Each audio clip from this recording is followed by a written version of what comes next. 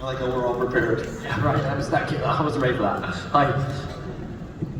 So, listen, you both have done some really cool stuff in your career. Besides Daredevil. I have, yeah.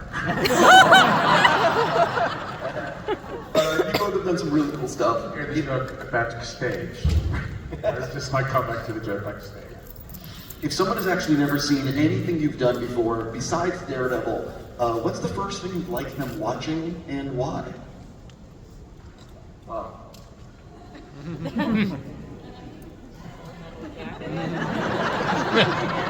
know. Somebody else in the movie out. What's up? Full Metal Jacket. The question is what we would tell them to watch? No, like, so you have a great, your resume is impressive, and I'm curious if someone has never seen anything you've done, what's the first thing you'd like them watching and why outside of Daredevil? Because everyone is. I did this trauma film when I was a kid. I played a character named Lobotomy to pay rent. You should see that.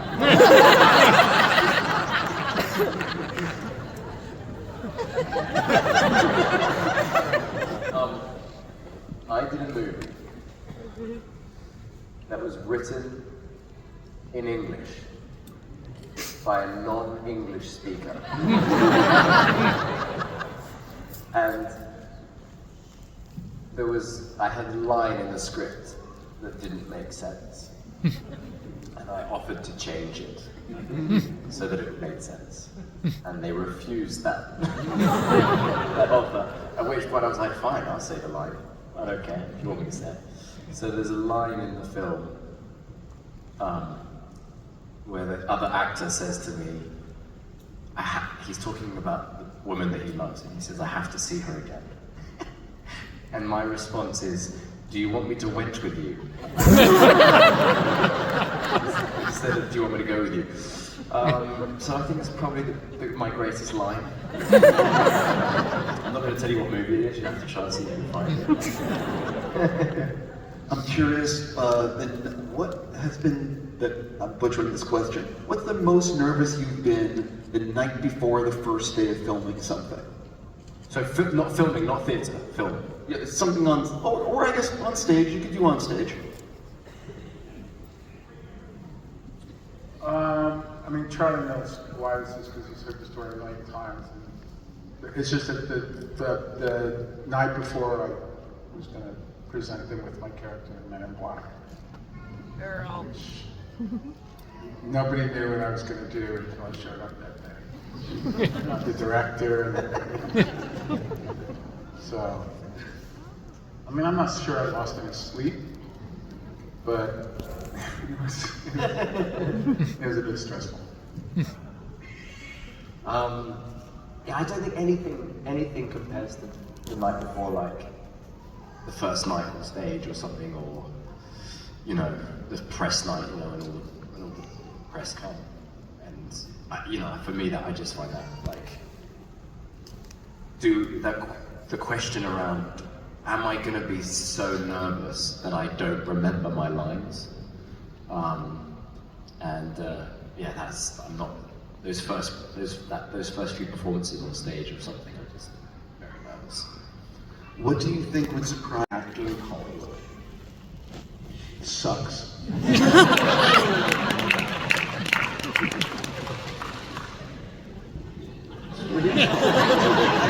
not kidding.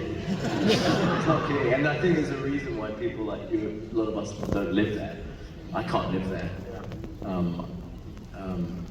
Oh man, like just, I think often people are surprised to learn if they know you from something, or if you're sitting in this environment and you're talking about something that people can reference and they know and you've had some success and all that stuff.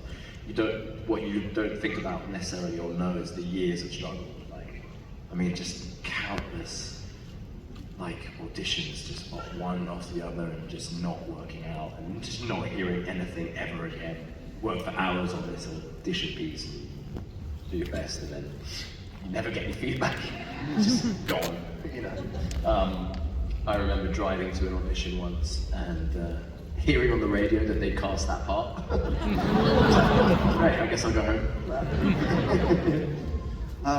Like everyone in this room, I am so excited that you guys have filmed a new Daredevil series.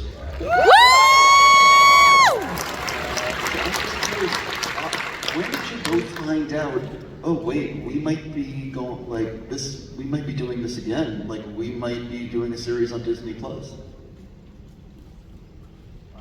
I'm not gonna answer that. Like when did you find out that they were gonna do a new series? June 10th, 2020. So, June 10th, 2020, I went for, we're in the middle of COVID. We're all isolating or quarantining, whatever it was. And my wife and I went for a walk, and I came back and had a missed call from Kevin Feige's office. And I thought maybe he was calling to try and do something for COVID, to raise money, awareness, something like that. Because I was convinced it was over, done. And I called him back, and he was like, "We have some plans."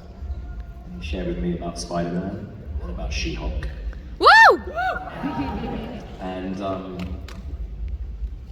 And said, and then after that we'll talk. We don't know. There'll be something, we don't know what it is. I guess it was the same time. Yeah. I think I remember getting off the phone and I was like, oh, I wish I'd asked about Vincent. I didn't know if Vincent knew but he hadn't, because he told me about Spider-Man and She-Hulk for me. So I remember there was a few days, I don't remember how long, it might have even been longer than that, where I was like, I want to tell Vincent, but I don't want to tell him something if he doesn't know yet or what he's going to know. So it had to be right around the same time. I'm not sure who learned first, but I remember him saying, telling me about Hawkeye. Woo! I got the same call from Feige, and so it was Hawkeye and multiple series, is what I was told. Yeah.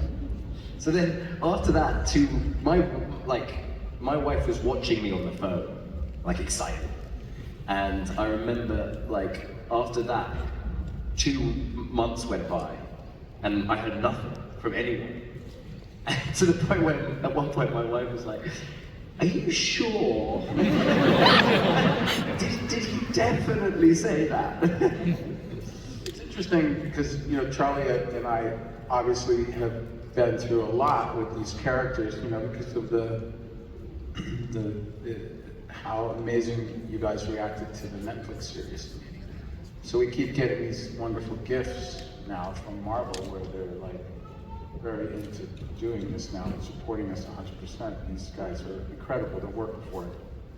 They proved themselves again during the production of Born Again, where they were just incredibly off the charts supportive to us personally and our needs. And so there's that.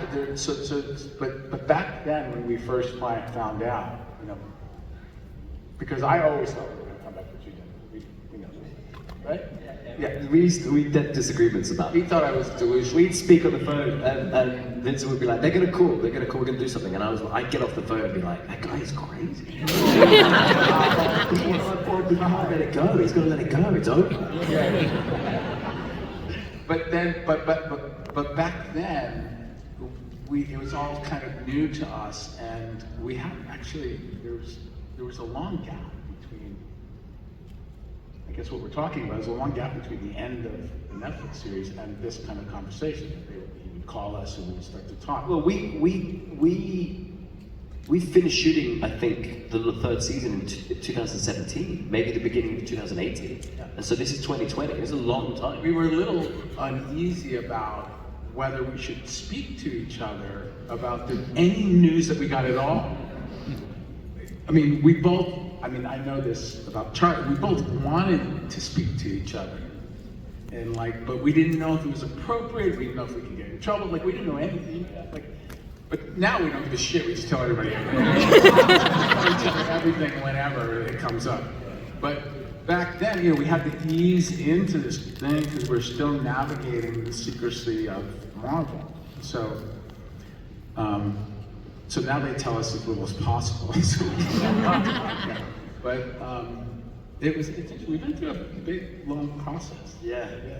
I mean, it's wild to be like, we've been part of this show, and playing these characters for 10 years, but we've just shot season 1 again, kind of thing. You know what I mean? It's kind of weird to be like, most shows that are still running after 10 years, you're at the end, it's over. And we're kind of at the end, but also starting again, you know? I wonder how old I'm gonna be. Like, Daredevil and his Silver still trying to kick ass. I am curious with the end, like, and I don't know what you can say. This is where I try to see if I can get some information. But does it acknowledge the Disney Plus series and how it is season 1? Does it acknowledge the time since the Netflix series, or I guess how? You know what I mean? Well, that we can't. Yeah, I'm not going anywhere near that. You know the answer to that, though. It wasn't easy getting the answer because we had to basically figure that out on our own. You and I? Yeah, a little bit. And then everybody had to follow our lead, so to speak. But yeah, I can't answer. but there is a big thing that's already out there about the show that I can say is that it is connected to the Netflix show. And if you're not clear about that, be clear about it. It is definitely connected to the Netflix show. Yeah. So one of the things that I love, especially in season 3 of Daredevil, is that intense 11-minute oneer. And you guys, and I'm just curious, with the new Born Again, are you taking on any oneers? And can you explain to the audience what a oneer is? Or do you want me to? I would rather you do it. So there's different types of oneers. A oneer is a fight scene that takes place in one shot, without so there's things called like a true oneer. So a true oneer is when it really is one take, and there's no editing, there's no cuts, there's no morphing, which is when you move the camera past something that is a solid color, and then you could technically then cut during the black of that. So if the camera moves past someone's black shirt, there's a moment during that where the whole screen is black, and you can then stitch a different take after that. So you can so it looks like it's a oneer, but it's actually not. It's one shot. So that would be what you call a true oneer, where it really is one take, and they use everything from that one take. So that was the oneer in season 1, and the oneer in season 3 was one take. There's a couple of stitched oneers. Like there's a oneer in a staircase in season 2 where it plays like it's one shot, but there are a few stitches in it. And sometimes that's useful because you can do things that you couldn't do with a true oneer. So those are oneers. And yes, those fans who are excited by that will not be disappointed.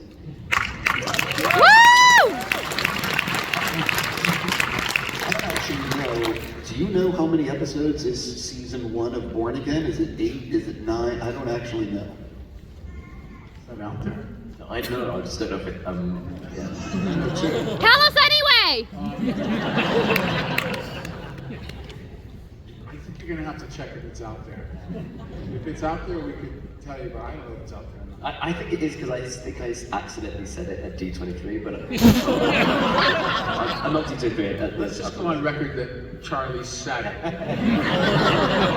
The thing is, originally I heard it was 18 episodes, then you guys rejiggered and reshot, and so I don't actually know if it's like 8. I'm sure it's either 6 or 8 or 9 or 10. It's one of those numbers.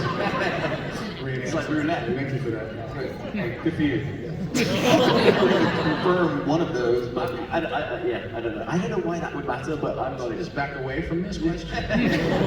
Sure, because we really don't know the answer. I got it. I thought that your answer was damn good. Yeah, right. So it's I got 6 and 10, but it's 6, 7, 8, 9, 10, 11, 12, or 13. right, I got 6 to 10. So I'm friendly with Aaron Moorhead and Justin Benson. I don't know if you want to tell people who they are. Yeah, well, first of all, they're two of my favorite directors over there in the company, Marvel. And they're like, you know, what they did with Loki is just amazing. And but more than that, they're And Moonlight. and Moon Knight, and what more than that, they're just great guys and really smart directors. And they came on in our second iteration of Born Again, and kind of took over. And they're amazing. I mean, I know Charlie, and I can speak for Charlie. We had a great time working. Yeah, great. So I asked them to give me 2 questions for you two, and I'm going to read them to make sure I get it completely right. Comedy portion of the interview, I'm sure. So, for Charlie, Aaron and Justin told me that you were surprised by how high quality and constant their jokes were. What was your favorite amazing and funny jokes they told you? I don't think their jokes were high quality. They're being honest. They were so bad, I don't remember it.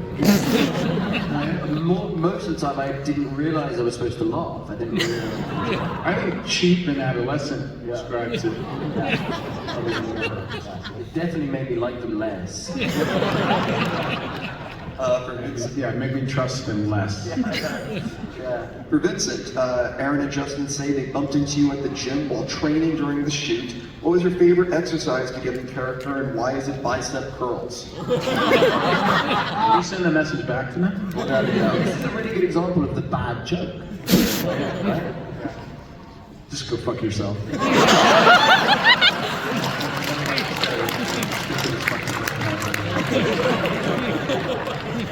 I will relay that. I think we're going to be opening it to audience questions, so if anyone, I think there's a microphone. Where are the microphones? I think there's one there, and there might be one here. I just want to make sure that there is, before I open it up. I actually want to ask one more thing before I run out of time. You guys are involved. What can you tease about your friendly neighborhood Spider-Man? It used to be called Spider-Man Freshman Year, which is coming to Disney Plus in early November. I heard you are each voicing your character on the animated show. Yeah, I went into the studio and did some voiceover for that a long time ago, years ago. During when I was shooting She-Hulk, so I think that was 2021. But I just seen a couple of scenes that I voiced, and I haven't even seen the scenes. I saw like the early drawings of it. But that's all I know. I haven't seen any of it. I have no idea what the story is, but it's cool that DD's in it. I'm excited about it. You know what? I'm gonna try to figure out how to say this, because so you know the whole Marvel Sony thing, right? Yeah. So there are characters, Marvel characters invented by Marvel, written by Marvel. God, that they are caught in between Marvel and Sony, and so it takes a long time to kind of figure out, for them to figure out who's doing what and where. And oh my gosh, God bless you.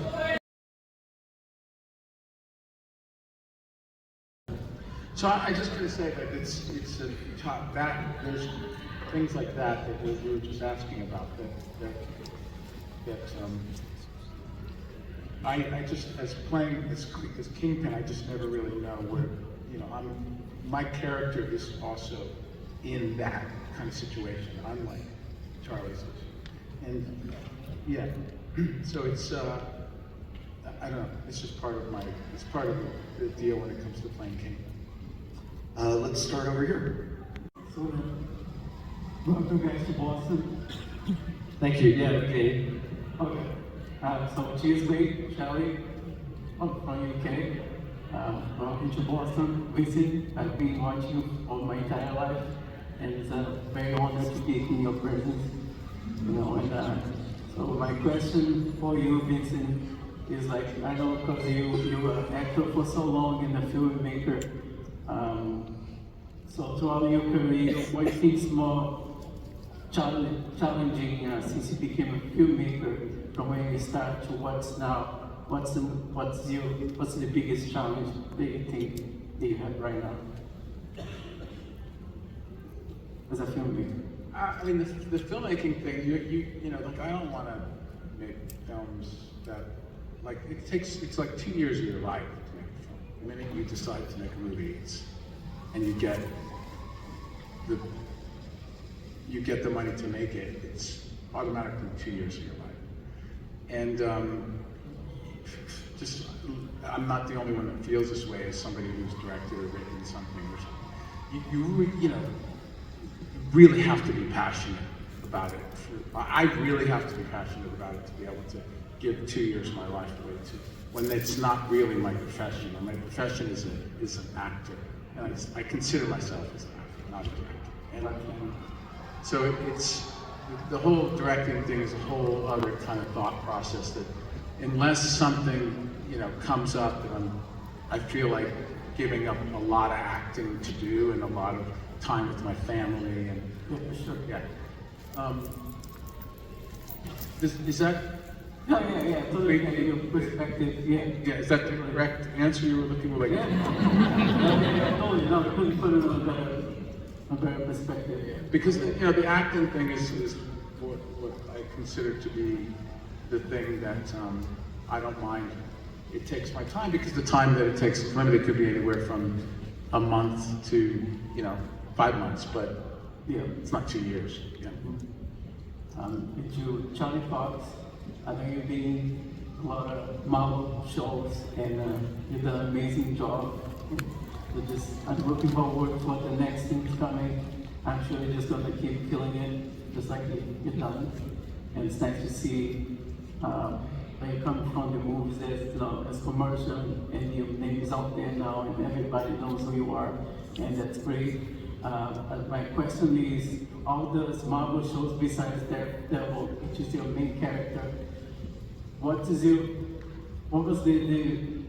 which show do you have more fun playing in? What cast is your favorite? Be more easy to work with all those other shows? Because I think like 7 different ones, right? So Defenders, She-Hulk, all. Well, from the other Marvel stuff. Yeah. Yeah, there's only a couple. There's only like I've only done the 2 or 3. I had a really good time doing She-Hulk. I thought that was a lot of fun, very different, and it was very different totally from the show from the Daredevil show. I felt iconic to be on screen with Peter Parker. And even though my involvement in that film was really only one scene, it was just from someone who's become I'm a big fan of this character and also the kind of iconic relationships from the canon. It was really fun to be just in a scene with Spider-Man. Nice. So, thank you. Thank you for the question. Can you just move on? No, we have to move on, but thank you. Right over here. Hi, my name is Dan, from New York actually. I'll just do one question. What are the chances of Luke Cage running for mayor against this? I also want to know this. I have no idea. Early bird catches the worm. Thank you. Over here. So I have a question specifically for Vincent, because as much as I love you as Kingpin, especially in Echo, Robert Warren is one of my favorite characters ever. And you don't think of Law & Order as a character-based show, even though it really is. So can you talk a little bit about building such a complicated and complex character for 10 years that I think has been an inspiration to many characters beyond Law & Order? Look, those are really kind words. I really appreciate that so much. Thank you for just saying that. That's awesome. It's such a fucking pain in the ass. You know, at the time, I mean, it's everything that you just said. The idea of, I was just lucky that Dick Wolf was my boss, because everybody else that was involved with it was just pushing against what I was trying to do, and except for Dick. And it was, you know, the one thing that I asked Dick going in was, I'm not gonna play a cop. Like, I'm not gonna go in there and play a cop. I'm gonna go in there and play a guy who happens to have gone to John Jay College and became like a detective, and eventually got promoted to the major case squad. And I don't know if you guys know this, but I was talking to somebody today about it at the signing booth, that, you know, there's this organization called the Major Case Squad, which is basically, it's hard to define, but it's basically right below what the Federal Bureau, it's like the New York's version of the Federal Bureau. And so they handle all the major cases in New York, and they're downtown One Plaza. And they are a group of men and women that are super sleuths. You know, their patch, their logo is a silhouette of Sherlock Holmes. It always has been. And so that wasn't mentioned in the scripts when I got them, but the minute I started doing research, I'm like, holy cow, this is quite unique, you know? And so I hadn't read a Sherlock Holmes story in a long time. And so I started to read them, and I had forgotten how much of a freak Sherlock Holmes was. He was a messed up dude, right? He's totally insane. Totally insane. And I thought, okay, well, there's my character. You know, let's do that. I mean, to myself, I said, let's do that, which shows you how weird I am. I'm talking to several of myself. What was the response? Fuck yeah. Fuck yeah. Fuck yeah. All three of them. And you know, you can't just go into a network television show back then. That's basically a group of people that are usually just like ensemble cop shows and say, hey, I want to do this. You know, you have to do it rather than try to explain it. So when I would do it, there was constantly starting and stopping. Like there would be a cut, and I'd be like, what's going on? What are you doing? You know? I'm like, what do you mean, what am I doing? Like, well, you're not talking. Like, well, it's not radio, for fuck's sake. Talking. I don't have to talk every second. I can do stuff instead of talk. No, you have to be talking. No, it's not radio. I don't have to. So it was like I'd have to go through every new thing that I tried to bring with that character, and treat him like just a person rather than like a cop. They pushed against. They pushed against. They pushed against. It wasn't until the fans started to chime in, and Dick Wolf realized that we were onto something, and then the writers started to write to it, and then it started to go. But then it started to go more. The writers were favorable of what I was trying to do, and so yeah, it was a bit of it wasn't an easy task, and I had only done the Homicide Life on the Streets thing and maybe a One Equalizer when I was young. After I did like 25, after I did Full Metal Jacket, I did a couple of Equalizers, but I'd never been on a lead character on network. Sure, I had no idea how it all worked. So it's a good question. It was tough, but eventually everybody came around. Can I tell a really quick story? Sure. So yeah. So I'll never forget this. So we're walking down the street, and the boss is there, and people are there.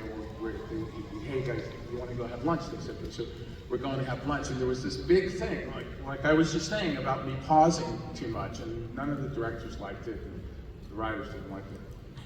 And we're walking in Greenwich Village, and this woman comes running out of the restaurant, and she goes, you know, D'onofrio, you know, like my husband Harry's inside, can you just come in and say hi to him? You know, he doesn't walk, his hips are, you know, whatever, something's wrong with his hips. And so me and a couple of the bosses would go inside, and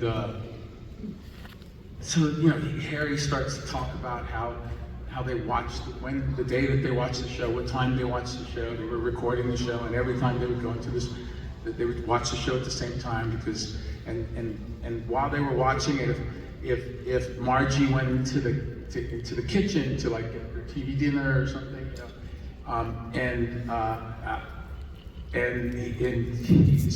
so Harry goes, and so when she's in there, she was missing something great. This is in front of like the bosses who's saying this.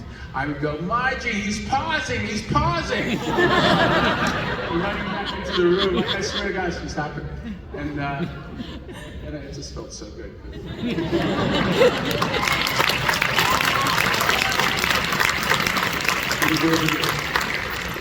How are you doing?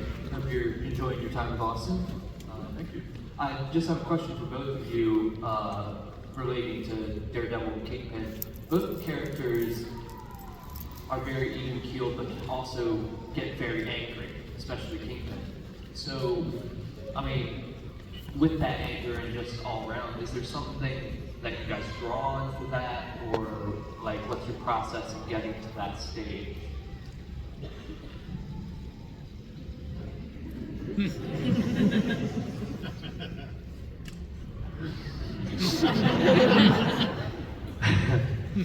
I don't have a problem.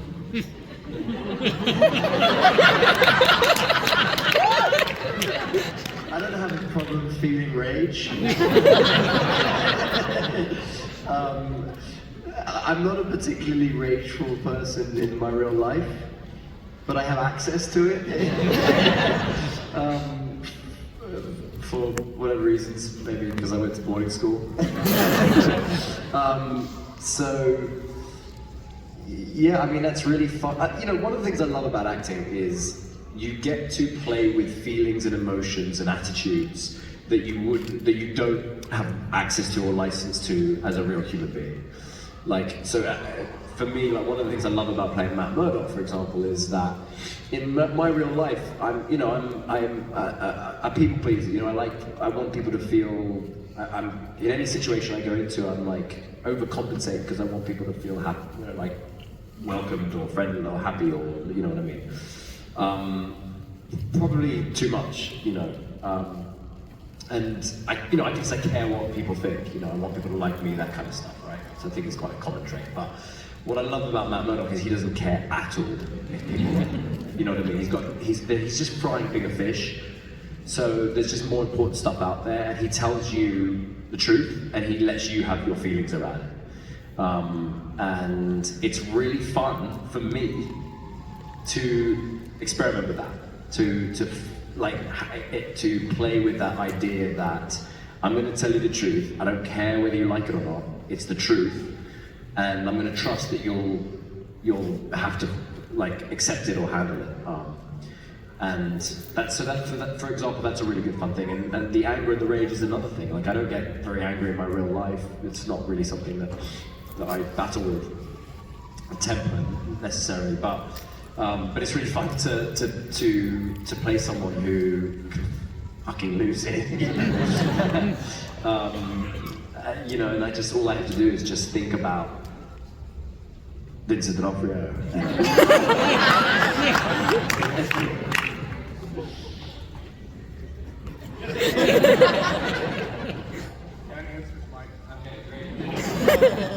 Thank you. Over here. Thank you guys for being here. Just a question. As actors who embody these characters, know these characters really well, when the show transitioned from Netflix to Disney, did you notice any major differences from tone, from writing, from production value? Did you have any issues, or were you doing any battling with the writers to kind of stake something that you had in Netflix? Vincent, would you like to answer that?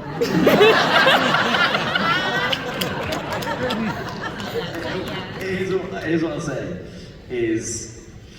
say. They were Marvel have been incredibly open-minded and willing to correct course, and incredibly supportive. And I think that yes, early on we were trying something that was a bit different, and very quickly they were able to identify that that wasn't maybe working as well as it could have done. And where we are now, I think I can speak for both of us when I say that we feel very, very happy. All right, thank you. The best thing about the situation, I have to say though, was what Charlie just said about the bosses at Marvel, and also the fact that Charlie and I were a team, and that we just supported each other in everything that each other wanted. Like, whether it had to do with whether we were in the scene or not, like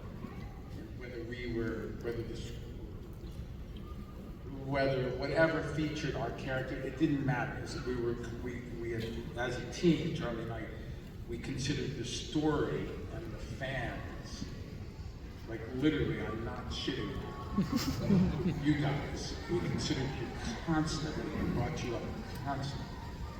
And also, at the work at hand that day, or the writing of another thing that was coming, we were constantly together on every step of the way. And that's all I can say. Thank you.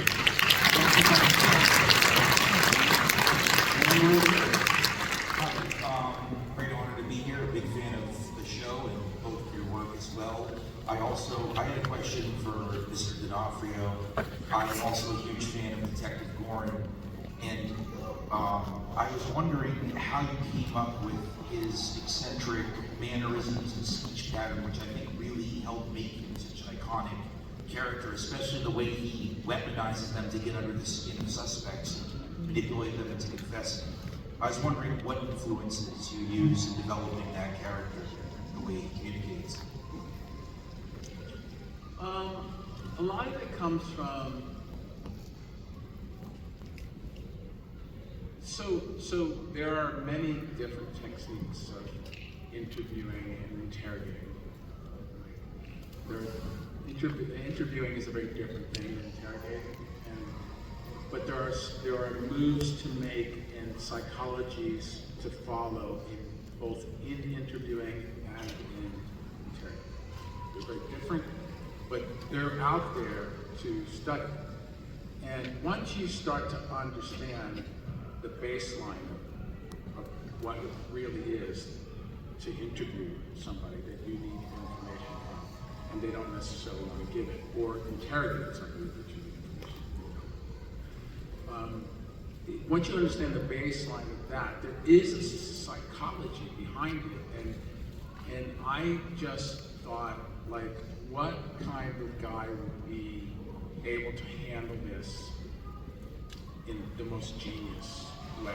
And by the way, a lot of it is unrealistic. What I did on our show, obviously, that I could smell like mustard, after the corpse had been laying there for 3 days. But so I thought, this guy needs to be very visceral. He needs to be very emotional, and I thought, this kind of like a raw nerve kind of person. I wanted to present a character that you would think, oh, well, this guy's weird enough to actually maybe be like this, and use those psychologies in a very kind of natural way, almost instinctually, as if he didn't really need to be taught it, he just did it, And the weirdest thing about that is there's like this whole thing that when you do something like that, you're actually cheating because there were many people before you in real life that did it. I'm just doing an interpretation, a dramatic interpretation, right? But what's funny about it is that during the height of that show, when I would travel, not anymore, but when I used to travel and I'd have to go through passport control or immigration, I was like, they would come out of the woodwork and just come get me and pull me through in any country just to be able to talk to me about how I interrogated people. I'm not kidding you, that is not a joke. I'm not, you know, and I would just simply say to them, you guys taught me, I'm not, you know, like, this is like a character that's not realistic, guys. And anything that I'm doing in the show is from your guys' handbooks, not mine. But they just were fascinated by it. They would talk about it and amongst each other all the time. And I just had to remind them the reason why you're so interested in it, because it's what you do for a living. You guys are great at it. I'm just pretending. But, yeah. So we're running out of time, but I know there's a lot of people that want to ask questions. So maybe we could do something called like a lightning round, where we do Shut the fuck up and let people. No. What I'm saying is, with the questions you're going to ask, let's try to keep them. We're going to try to get through them so we can get a few people through. If you know what I mean. If this could work. What's up, guys? This question's for Charlie. Now, there are a lot of English actors that had to play as Americans, like how to change their accent. But kind of you in a more challenging role. You had to play as a character that's American, fighter, blind, angry New Yorker. What was that challenge like? Yeah, it's one of the things I love about the job, but it's also one of the things that is like tiring. There's a lot of things to think about every day. You know, I just finished a movie where I'm playing an Englishman who couldn't see. and also I'm on the beach, so I wear shorts and a t-shirt, and they were like, listen, playing Daredevil has been one of the great honors of my life, and I wouldn't exchange it for the world, but there are many days I'm like, okay, all right, this is gonna be a tough week, or you know what I mean, just like I'm in the suit, and it's freezing, and I'm having to do having to fight people and not look at them, you know, so it's a lot, it's a challenge, it's a real challenge, you know, and a great challenge, and what I always wanted as an actor was to be given those kind of challenges, such a gift. But it's like takes a lot of mental energy. Thank you. Good question. Thank you for coming that challenge. Thank you. Over here. Hi, so I know that at least Charlie reads the comics. I don't know if it'll be Vincent, but I wanted to know, besides Kingpin, who your favorite Daredevil villain is, and why is it still man? Vince has been reading the comics before me. You read them as a kid, right? Yeah. It's not really. I just think that's a funny answer. That Stillman is my favorite villain. I'm sitting next to my favorite villain. So.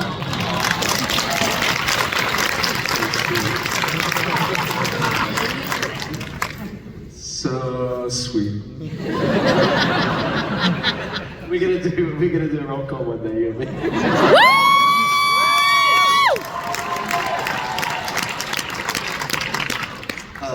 Swamp Thing. Yeah. Here's my guy. Thank you. Over here. Hello, welcome to Boston. So I just obviously very big fan of the show, and I wanted to ask if you had any advice for aspiring actors that are out there. Think twice. And if you've thought twice and you still want to do it, perseverance. It's not all about getting followers on Instagram, although that's not a bad thing to do these days. But it's about getting out there in the world and experiencing art in all forms, not just storytelling, but painters and singers and poets, and watch any great artist's process and read about them, and then do the work. Like, you can't just, there's a lot of, I teach a lot of acting, and one of the things that I see a lot is I see young artists reading a lot about the process of other great artists, but yet they think that they can just read about it and then take that on. Oh, I can be great too, like this person, but they never actually do the work to be great. And the reason why they're reading about somebody's great work is because that person did great work and somebody wrote about it. And that's why they get to read it. So if you want to be a great artist, do the work, and then maybe somebody will write about it, and fine, you'll be known as a great artist. But it's always about the work. You can't, there's no free ride in being an artist. There just isn't. Not a legitimate one. And you just have to get out there, find a community of people that do what you love, stay in that community for as long as they'll have you, you know, and just work your butt off, you know. That's what, there's no, you know, I tell my kids that, there's no other way to do it. That is the way to do it. And then these days there's other things too, like, you know, do really cool things on Instagram and YouTube. Get a lot of followers, but you also still have to do the work. Otherwise you're just full of shit. You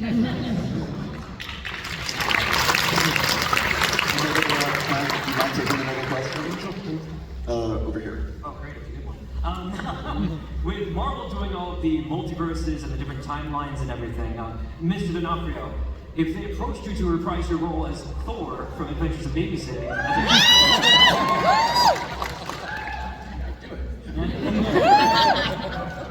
I think that, you know, there's somebody doing that part that I think is amazing. So, like, it would be weird, but because I just think he's amazing, Hemsworth. So, yeah. I mean, of course I would. It would be stupid not to. Joe. I don't know about Charlie, but I've got all afternoon. I think they want us out of the room for, this is going to be our last one. Oh, hi. My name's Jordan. This is for Mr. D'Onofrio here. Is it interesting that you can have the honor of, like, you have that you share two roles with Liev Schreiber, because Liev Schreiber played Wilson Fisk in the animated film in Spider-Man Into the Spider-Verse, but you also, both of you played Orson Welles in different projects in Tim Burton's Ed Wood and RKO 281. I wish people would just decide when it came to that. Kidding. Liev's like a great actor. Like, he's so, like, you know, we came up at the same time, and everything that that guy does is amazing. So there's no, I mean, it's awesome. If they would, you know, if Sony wants him to be their kingpin, then let him be their kingpin. You know what I mean? Whatever it is, it's fine. And as far as the Orson Welles thing, he did a hell of a job. He had a much tougher job than I did, which was a longer storyline and stuff. So he wins when it comes to that, for sure, like hands down. Yeah.